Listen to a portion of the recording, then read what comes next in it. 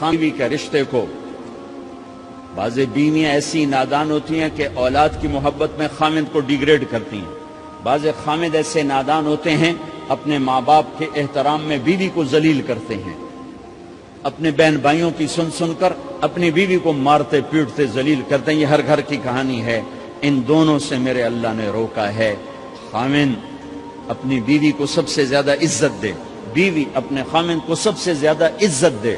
حقوق میں سب سے بڑا حق اب خامد اور بیوی کا ایک دوسرے کے ساتھ جوڑا گیا ہے کہ ان سے نسل چلنی ہے، ان سے نسل چلنی ہے۔ آپ حیران ہوں گے، بیوی کے ذمہ خامد کی روٹی پکانا شریعت نے نہیں لگایا، تو خامد کے ماں پیو کی روٹی کیسے ذمہ ہوگی؟ خامد کے بہن بھائیوں کی روٹی کیسے ذمہ ہوگی؟ کتنی بہنوں نے گھر اجاڑ دیے بھائیوں کے، کتنے ساس سسر نے اپنے بیٹے کے گھر اجاڑ دیے۔ یہ چاروں طرف پھیلی ہوئی کہانیاں بتا رہا ہوں، کوئی خواب نہیں سنا رہا ہوں، کوئی باہر کی زندگی نہیں بتا رہا ہوں کہ جوائنٹ فیملی سسٹم بہت اچھا ہے اگر شریعت کا پتہ ہو، اور بہت برا ہے اگر شریعت کا پتہ نہ ہو۔ چڑا چڑی بھی اکٹھے ہوتے ہیں تو گھونسلہ الگ بناتے ہیں کہ ساس سورا کے دائیں سرتے نہ آ پاوے۔ شریعت نے یہ عورت آنے والی لڑکی کا حق رکھا ہے کہ اگر خامد کے پاس طاقت ہے تو اس کو الگ گھر دے، اگر وہ ڈیمانڈ کرے کہ آپ مجھے الگ گھر لے کر دیں، تو یہ ماں باپ کی نافرمانی نہیں، یہ حق تلفی نہیں، اس آنے والی کا حق ہے کہ اس نے تیری نسل کو سنبھالنا ہے۔ اگر یہ ساس کے بھی سنیں، سسر کے بھی سنیں، نندوں کے بھی سنیں، دیور کے بھی سنیں، پھر تیری بھی سنیں، تو یہ تو پاگل ہے، یہ بچے کہاں سے پالے گی؟ یہ بچوں کی تربیت کب کرے گی؟ یہ تو دن کو روئے گی کہ سس ہے آکھے، رات کو روئے گی سو رہے آکھے، اگلے دن آکھے گی میں نے تو تیری بہن ہے آکھے ہے۔ تو اس کو تو بچے پالنے کا وقت نہیں۔ ہماری نسل کیوں برباد ہو گئی؟ کہ ماؤں نے اپنی ڈیوٹی چھوڑ دی ہے۔ 3 سال کا بچہ سکول میں ڈالنے لے، بلا سکول والوں کیڑی فکر ہے، انہوں نے پیسے لے کے انہوں کھڈاونا۔ میرے نبی نے کہا 7 سال تک تو نماز بھی نہ کہو، گلے سے لگا کے رکھو۔ 7 سال تک نماز بھی نہ کہو، بس اس کو قریب کرو قریب کرو قریب کرو، 10 سال میں جا کے نماز کہو۔ 3 سال کے بچے کو ڈالتے ہیں سکولوں میں، اس کے لاشعور میں ماں باپ سے نفرت پیدا ہو جاتی ہے۔ یہ میری اب بیتی ہے، اللہ نے مجھے تبلیغ میں لگا دیا تو شریعت پڑھنے کے بعد اللہ نے میرا سر جھکا دیا، ورنہ میں تو بالکل باغی ہوتا۔ تو میرے نبی فرما رہے ہیں 7 سال تک نماز بھی نہ کہو، بس سینے سے لگا کے رکھو تاکہ تمہاری صفات منتقل ہوں اور تمہاری محبت ان کے اندر منتقل ہو۔ تو جب بیوی پر پورے گھر کا بوجھ پڑ گیا تو وہ اپنے بچوں کو کب پالے گی اور بچوں کی کب وہ تربیت کرے گی؟ وہ تو صبح سے شام تک چولہے پر تھک چکی ہے، اور اوپر سے جو تانے ہیں وہ الگ ہیں، جلی کٹی، کبھی ساس کہہ رہی، کبھی سسر کہہ رہا، کبھی بہنیں، کبھی دیور، تو وہ تو بالکل بیچاری پاگل ہو جاتی ہے۔ کہیں اس کا الٹ بھی ہوتا ہے، آنے والی ایسی آتی ہے کہ پورے گھر کو تباہ کر کے ماں باپ کو بھی دھکا دلا کے اپنے خامد کو لے کے نکل جاتی، ایسا بھی ہے لیکن یہ بہت کم ہے۔ ابتدائی رشتہ خامد اور بیوی ہے، خامد اور بیوی یہ ابتدائی رشتہ ہے۔ اللہ نے آدم کو بنایا اور حوا کو ساتھ بیوی بنایا، اولاد بعد میں دی۔ اور ایک اور بات، آدم کو بنا دیا مٹی کا پتلا کٹھا کر کے، مٹی کٹھی کر کے پتلا بنا دیا، 40 سال کے بعد روح ڈالی، چل بھائی جا جنت ہے، اور اکیلے بھیج دیا، بیوی نہیں دی۔ حالانکہ اللہ چاہتا تو ساتھ ہی حضرت حوا کی مٹی کا ڈھیر بھی لگا دیتا، اس کا پتلا بھی تھپ دیتا، فرشتوں سے تھپوا دیتا، اور پھر 40 سال کے بعد دونوں کو کٹھا جنت میں ڈالتا۔ بہت سارے پیغام، اس میں بہت سارے پیغام، تاخیر ساتھ نہیں بنایا، دیر سے بھیجا، انتظار قدر کو بڑھانے کے لیے کہ عورت کی قدر کرنا، کمزور ذات ہے، کمزور مخلوق ہے، قدر کرنا۔ دوسرا، پہلے دن پتلا نہیں بنایا کہ ننگا پڑا ہو، عورت کا پتلا ننگا ہو، مٹی کا ہو، پتھر کا ہو، تو اس میں کیا کشش؟ تو ان مرد کے لیے کشش کوئی نہیں، تو فرشتوں کو کیا کشش تھی؟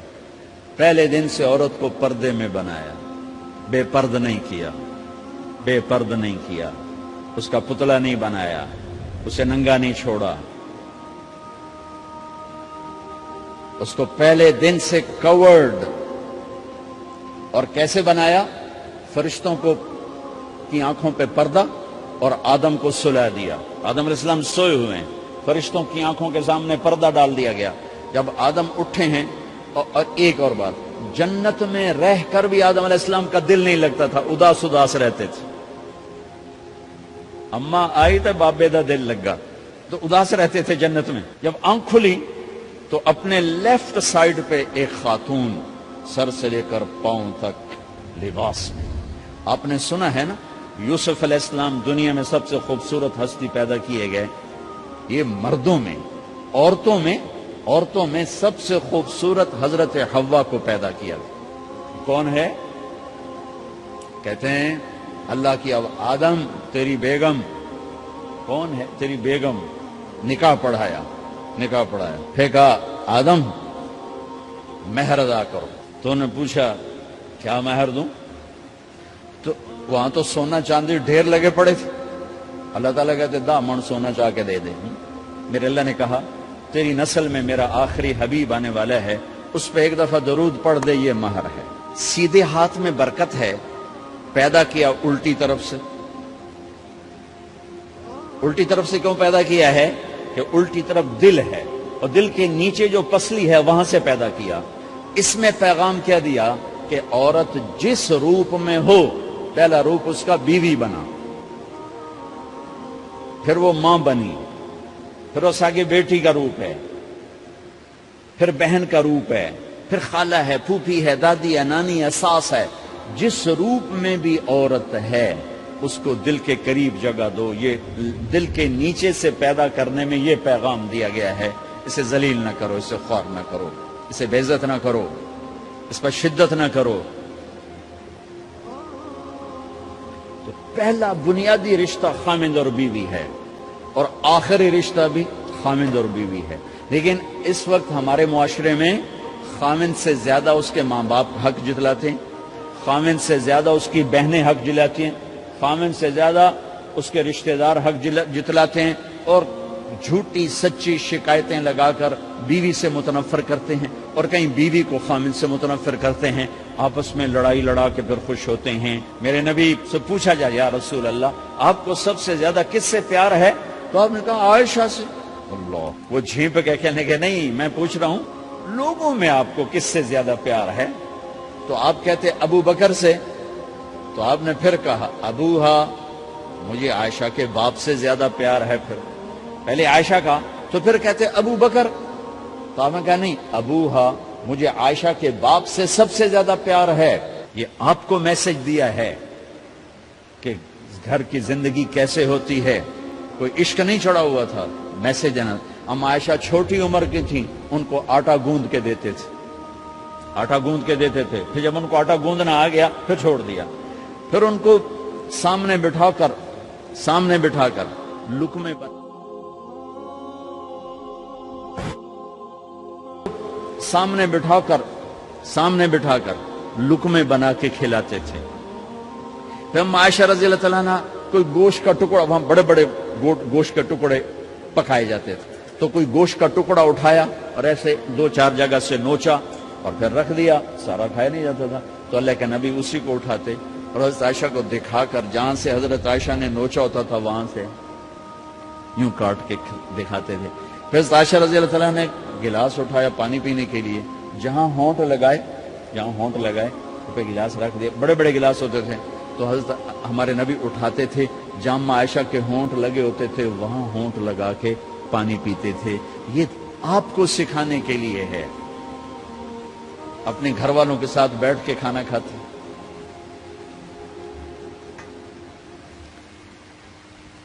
یہ میرے نبی کی معاشرت ہے, یہ میرے نبی کی زندگی. گھر میں جھاڑو دیتے, اپنے کپڑے خود دھوتے, کوئی چیزیں بکھری پڑی ہوتی تو بیوی کو نہیں ڈانٹتے, خود اٹھ کے سیٹ کر کے رکھ دیتے. گھر والوں کے ساتھ مل کر برتن دھوتے, صفائی کرتے, گھر والوں کے ساتھ مل کر. یہ میرے نبی کی ایک خوبصورت زندگی ہے. بھائیوں بہنوں, ہم بھلا چکے ہیں.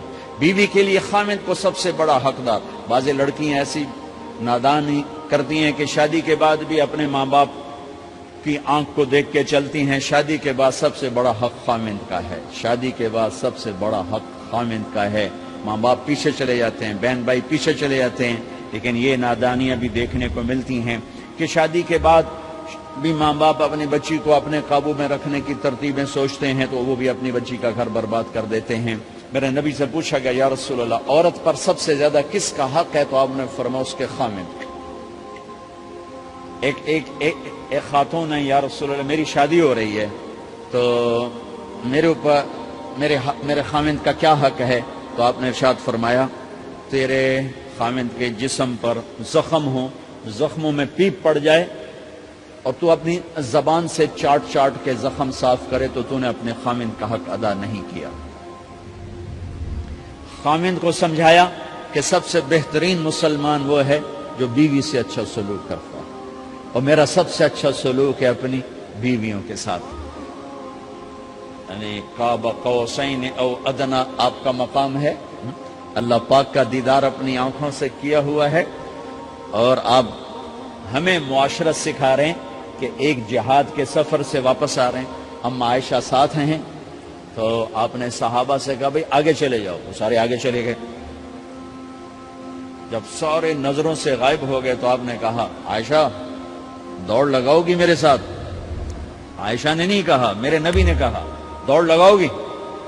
آج کل کا کوئی علامہ بھی یہ نہیں کرے گا۔ عائشہ دوڑ لگاؤ گی میرے ساتھ؟ کہا جی لگاؤں گی۔